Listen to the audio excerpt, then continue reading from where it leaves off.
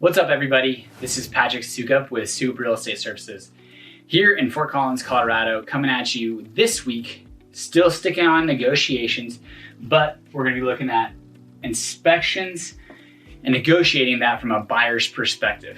If you haven't already, I really appreciate it if you like, comment, or subscribe, or all three, and I hope you enjoy this video.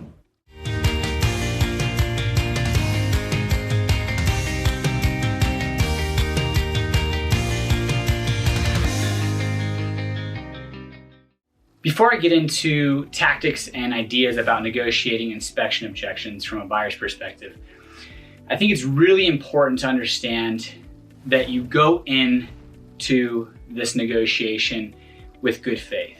And what I mean by that is you don't negotiate a price on the front end knowing that you're going to hammer them in the middle of the contract with your inspection items. I see it a lot, I've heard it. Unfortunately, it's part of the industry and it's a tool that people have used. It is not one that I use or believe in. I feel like if you are a strong enough negotiator on the front end, you can act in good faith on the inspection side to really look at what is truly wrong with the property and not just try to gouge them for some discounted price. So that's one thing to start before we get into some tools and tactics. All right, so the first thing that you're gonna wanna do is get an inspector into the property, and you're gonna wanna do it quick. Generally, you have 14 days to get an inspection objection into the listing agent and seller.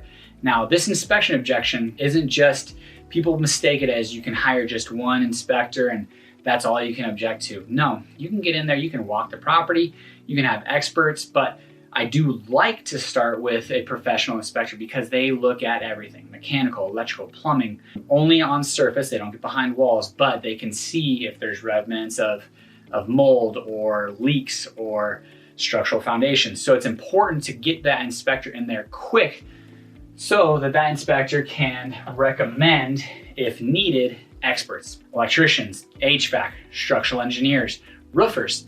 If at that point that inspection comes back and they suggest to get those experts in, get them in there so that they can generate you some reports. So at that point, you're gonna have your inspection report and your experts report for you to leverage to understand as much as you can about this $500,000 property that you're about to buy. Now, on this inspection, you're really gonna only wanna focus on the inspection items, not aesthetics. That really should have already been negotiated in the price. We are not talking about a poor paint color, gold or brass fixtures, or old carpet. Those are items that when they price the home, should have priced it with those things in consideration. And you as a buyer should have offered based off of those things that you can see with the eye. The inspection items that we are wanting to look at are things that you are not an expert at, AKA plumbing, electrical, HVAC, roofs, gutters, siding. Health and safety concerns are of vital importance. And those are what we are going to look at next that you probably should, if you want, to address. Some health and safety items are handrails, loose handrails, mold, potential mold, peeling paint if the property was built before 1978, electrical issues, GFI, no smoke detectors, plumbing issues, maybe a leaky faucet, or water hammering, things of that nature. Those are health and safety items that could and should be at least discussed with your agent as to whether or not you should list them in your inspection objection or submit them as part of your inspection objection. Now, one thing that's super difficult to negotiate is something that I'm standing about 5 feet from, which is a 15-year-old water heater. Don't worry, I'm gonna have a tankless water heater installed hopefully in about a month. Very excited. But it is a working, functional water heater. We have a water softening system in our house. And so if me as a seller is selling my house and somebody comes to me and says, replace your water heater, I say it's a functioning water heater. Why would I wanna replace that? Or it's a 15-year-old dishwasher or 20-year-old furnace. Maybe it only has 5 years left. Those are items that can be addressed and should be addressed, but as a seller, it's really difficult to replace a functioning furnace or a functioning water heater or appliances that work just fine. But as a buyer, it is concerning. So we'll talk about how we could address those here shortly. Alrighty, now at this time, you've had your inspector in there. You've had your experts. You've reviewed your reports. What is the property doing on the market? Is this a property that's very fairly priced with multiple offers, and you now have the opportunity to submit an inspection objection? Now you have to understand that seller has the opportunity to decline any and all of your requests. And then at that point, you can decide whether or not you want to move forward. But understanding how many days on market the property is. Are there others like it? What is the seller's position, and what is he or she willing to do? It's important to understand the position of the property. Also, don't be afraid to walk. Some of us have better skills at others in different areas of our lives. For me, I know lots of trades. I've done fix and flips. I deal with rentals on a daily basis. I can take on bigger projects than a normal individual would because of the networks that I have. But sometimes there's just too many skeletons in those closets, and just walking away, throwing away the inspection money and the experts, $1,000 is a whole lot better than getting into a property and having to spend tens of thousands of dollars to fix everything. So don't be afraid to walk. Also, if you need more time, you had 14 days. That was the contract. So you had 14 days to get an inspection objection there. But the inspector suggested to get a structural engineer in there to have a look at the foundation. And at that point, the structural engineer wants to come back with a second look with a colleague of his or hers. Well, maybe you're at the end of your 14 days. Discuss with the seller that it is absolutely imperative that you are allowed an additional week to get an inspection objection in, and do what's called an amend extend to give you that opportunity to do that. What is important to you? It doesn't mean that it's not important to me or the seller, but it's important to you. If a window is broken and you, as a child, had your house broken into because a burglar came in through the window and stole everything, all your mom's jewelry or dad's, special collector's items, that window, if it's important to you and that's a deal breaker, that is okay. Let the listing agent know that, hey, this is just something that's a non-negotiable. And again, this is going to be your second biggest part to negotiate. We're operating in good faith. We've negotiated the price based off of what we felt was market on the aesthetics and the position of the home. But now you're seeing things that are behind the walls, so to speak. Electrical, plumbing, HVAC, roof, siding. Maybe there's a hailstorm that hit these guys took the insurance money and ran. Well, it's now your responsibility as a buyer to ask for that money in return so that you can fix the roof so that you don't have leaks. This is the second biggest part of the real estate contract for you to negotiate.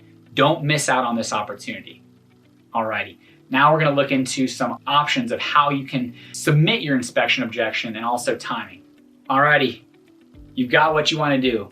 You've sat down with your realtor and he or she has discussed with you the opportunity to submit your inspection objection. From here, you can do one of three things on your inspection objection.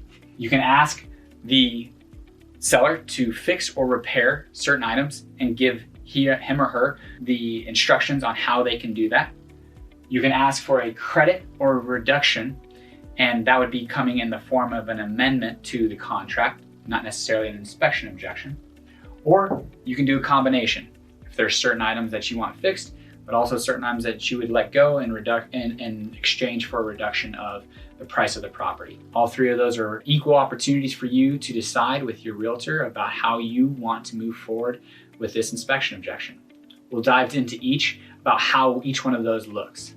So if you decided to go the route of fix or repair, it might be a good opportunity for you to sit down with your realtor and go through a list. These are my must-haves, these are my wants, these are my I don't cares. And when he or she presents that inspection objection to the seller, they discuss that. Hey, these are all of the items. You probably should list all of your must-haves and wants on that inspection objection and let the seller know that, hey, these are items that really we saw, but we're gonna be willing to let go. It's important to understand this is an emotional receival for the seller. They've lived in this house probably, they've loved on it, cared for it, and now they're getting a list that tells them how shitty their property is. So be kind and courteous, but also understand this is your inspection objection. This is business. Submit whatever you feel is necessary to submit. From there, understand, when you submit an inspection objection, it used to be that you could submit an inspection objection, and when the resolution deadline expired, the contract would continue on full force. That inspection objection would just be forgotten. Not anymore. The Colorado Contract to Buy and Sell Real Estate states that if you do not withdraw or have a resolution in place by the end of the deadline of your inspection resolution, that contract voids. It is terminated. So it is important to have a discussion with your your buyer's agent. When are we going to make moves if they decide not to do anything? I've evolved a lot over my career as far as a real estate agent, and I used to push back on my buyers as far as what is a good opportunity for them or what should we forget about. Ultimately, I am there to be an advisor to them. I suggest what are some issues that are important, maybe some that aren't so important, because on that inspection, there will be things that come up that, these are inspectors, they're paid to find stuff. Doesn't necessarily mean that you have to ask for everything, but I let the buyers dictate what is important to them. If they want to send a laundry list, 25 items deep, I'm just gonna go ahead and send that on to the listing agent, discuss with them why I've done it, and from there, let the listing agent know or decide what he or she wants to do with the seller. If the listing agent comes back and the seller comes back with a resolution that doesn't necessarily have all 25 items, but maybe 12 or 13, discuss it with your buyer. Is this something that you're okay moving forward with? Or if not, come back, and this is negotiations. So discuss what are must-haves, wants, and things that they're willing to let go, and come somewhere that the buyer feels comfortable or not, and move forward with a resolution. All right, the next one is going to be a credit or a reduction of the price. All right, you've got a 25 list item that we just discussed. Rather than asking for those 25 items, get bids potentially from experts either make a phone call, get ranges, whatever that looks like, because you'd much rather fix or repair these items yourself. That is a risk. If you want the seller to fix these 25 items, they're going to get the cheapest, quickest labor that they possibly can to get the deal done. So something that I am strong recommendation of is getting a credit or a reduction, a seller credit or a reduction of price, so that you as the new buyer, new owner, can provide time, due diligence for that home by getting the best contractor for your job. So coming up with a price for those 25 items as a reduction or a seller credit, and providing that to the listing agent saying, hey, in lieu of all of these items that we want fixed, we will take $10,000 as a seller credit or reduction of price. At that point, that seller and listing agent can discuss.